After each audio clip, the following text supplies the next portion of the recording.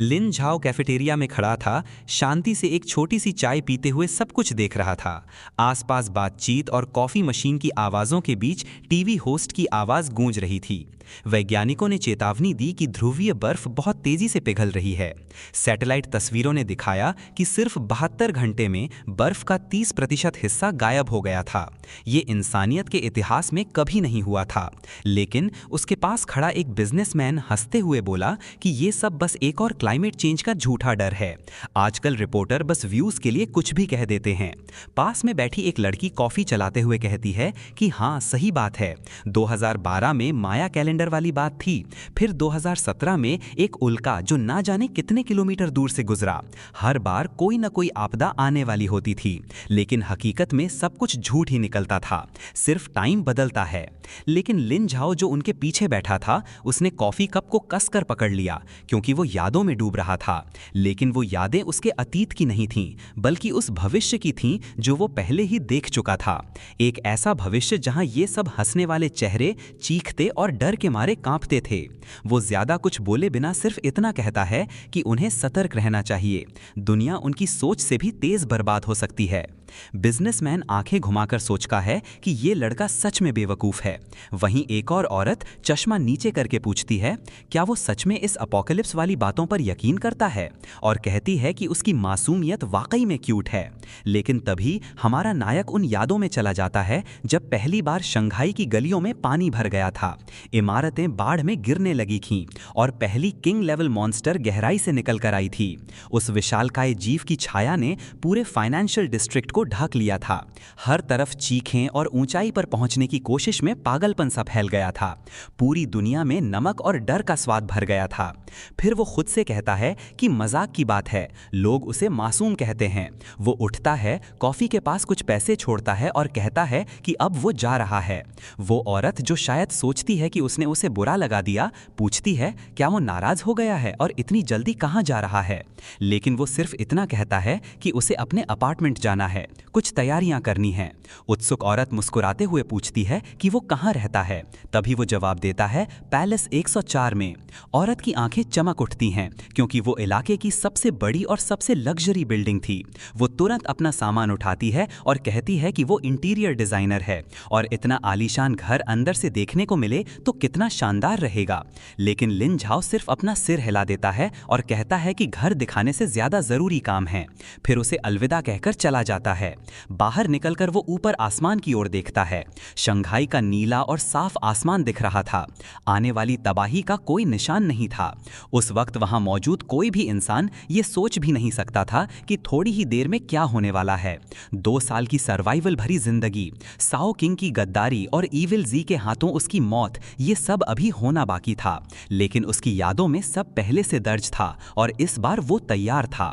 वो पैलेस 64 की संगमरमर की लॉबी में ऐसे चलता है जैसे पूरी बिल्डिंग उसी की हो। वो बिल्डिंग रीइंफोर्स्ड स्टील बीम से बनी थी और डिजाइन पूरी तरह आपदा प्रतिरोधक था। वो कोई आम बिल्डिंग नहीं थी, बल्कि एक लग्जरी किला थी। जैसे ही लिन झाओ अंदर जाता है, वहां की नौकरानियां मुस्कुराकर उसका स्वागत करती हैं और वो चलता हुआ सिर्फ यही सोच रहा है कि कैसे ये जगह इंसानियत की आखिरी सुरक्षित पनाहगाहों में से एक बन गई थी। वो एलिवेटर में चढ़ता है जो चुपचाप 99वीं मंजिल की ओर बढ़ता है। टाइटेनियम दरवाजे खुलते हैं एक लग्जरी पेंट हाउस पर। लेकिन उसका आइडिया ऑफ नॉर्मल कुछ और ही था। डिजाइनर सोफास की जगह दीवारों के साथ लगी मिलिट्री क्रेट्स थीं। छत तक पहुंचे सामान के ढेर थे। सूखा खाना, पानी प्योरीफायर्स, मेडिकल किट और गोलियों से भरी लाइनें थीं। इतना सब कुछ होने से वो लग्जरी घर एक सर्वाइवल मेज जैसा लगने लगा था।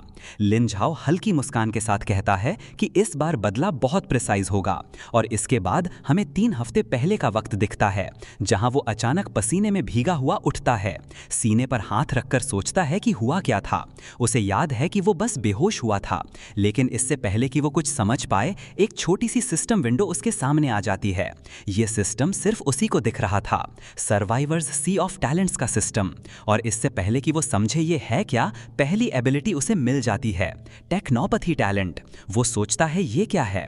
सिस्टम बताता है कि ये पावर उसे इलेक्ट्रॉनिक डिवाइसेस को बिना बिजली के कंट्रोल करने देती है, मतलब कुछ भी हैक करना और बिना पावर के ऑन करना। और क्योंकि वो चाइनीज था, सिस्टम्स की समझ उसे थी। पीसेस एकदम फिट हो जाते हैं और वो मुस्कुराता है, क्योंकि केओस में ये स्किल उसे बहुत बड़ा एडवांटेज देने वाली थी।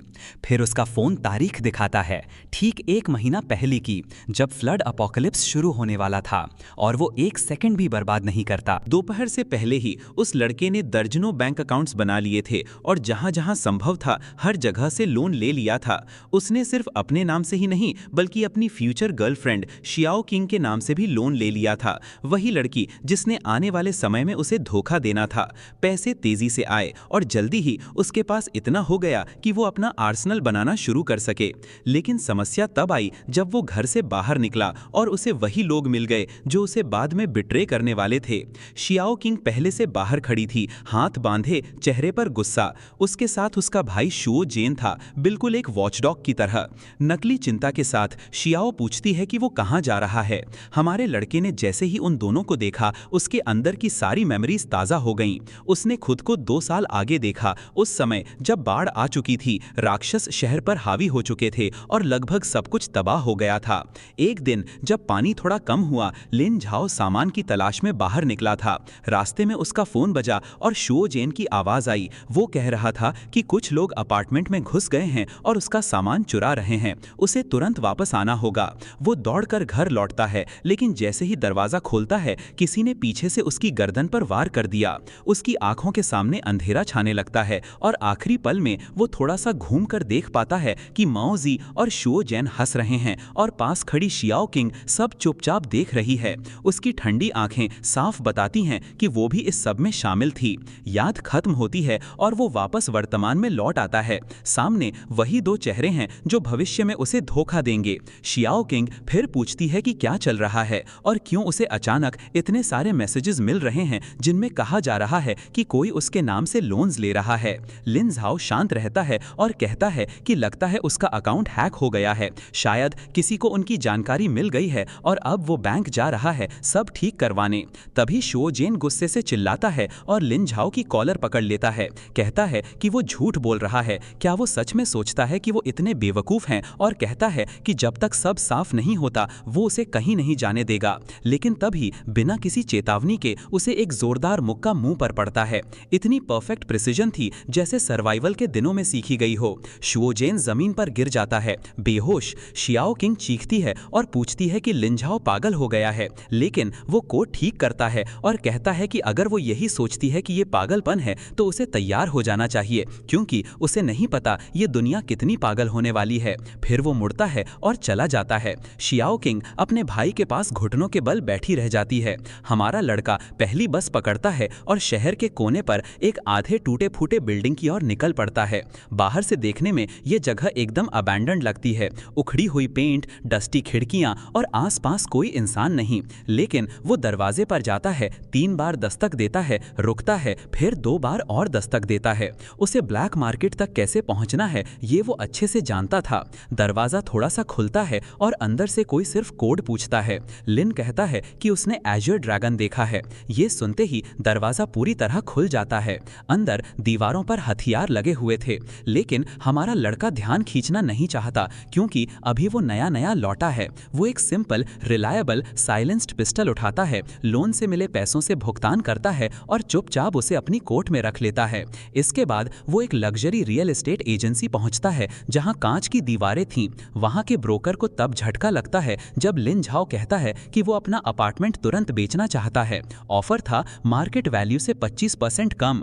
ब्रोकर को समझ आ गया कि ये डील उसे तुरंत मुनाफा दे सकती है। नेगोशिएशन कुछ मिनटों में ही हो जाती है। शर्त बस इतनी थी कि लिन कुछ दिन और वहां रुकेगा ताकि वो फ्लैट बेच सकें। ब्रोकर मान जाता है और हमारा लड़का वहां से निकल जाता है। सड़कों पर चलते हुए वो सोचता है कि उसने अपने टेक्नोपैथी पावर्स का इस्तेमाल करके सीधे पैसे अपने अकाउंट में ट्रांसफर क्यों नहीं किए। लेकिन अभी दुनिया एक सिस्टम के तहत चल रही थी और अगर उसे ट्रेस कर लिया गया तो समस्या हो सकती थी। अभी लो प्रोफाइल रखना ज्यादा बेहतर था। उसे पता था कि कौन से नंबर्स आने वाले हैं। उसे लॉटरी गेम अच्छे से याद थी, क्योंकि ये उसी बाढ़ से कुछ दिन पहले की बात थी।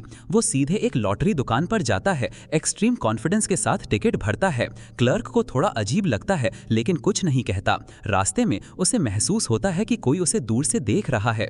दो नकाबपोश आदमी काले कपड़ों में उसे ऑब्जर्व कर रहे थे। वो समझ गया कि ये या तो शियाओ किंग के लोग हैं या माओ जी के, लेकिन वो एमेचर्स नहीं थे। फिर भी उसके सेंसेस इतने तेज थे कि वो समझ गया कि उसकी निगरानी हो रही है। वो सेफली घर पहुंचता है, लेकिन अब उसे यकीन हो जाता है कि कोई उस पर नजर रख रहा है। अगली सुबह लिन झाओ एक नंबर डायल करता है। उसकी नज़र टीवी पर टिकी होती है, जहां न्यूज़ में बर्फ के पिघलने की अलार्मिंग रिपोर्ट चल रही होती है।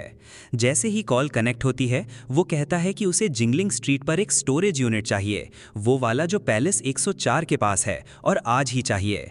सामने वाला आदमी एक बहुत ही ज़्यादा कीमत बोल देता है ताकि सामने वाला झिझक जाए, लेकिन लिन बिना किसी हिचकिचाहट के कहता है कि वो पैसे ट्रांसफ़र कर देगा, उसे आज ही एक्सेस चाहिए। फिर वो कॉल काटता है, अपना लैपटॉप उठाता है और ख़रीदारी शुरू करता है। Canned food, dry food, military grade सामान, वाटर फिल्टर, उसे ऐसी चीज़ें चाहिए थीं जिनकी शेल्फ लाइफ सालों की हो, महीनों की नहीं। और हमेशा की तरह वो एक्सप्रेस डिलीवरी के लिए एक्स्ट्रा भुगतान करता है। लेकिन जैसे ही वो घर से बाहर निकलता है, वही दो आदमी फिर से उसे टैक्सी में चढ़ते देख रहे होते हैं।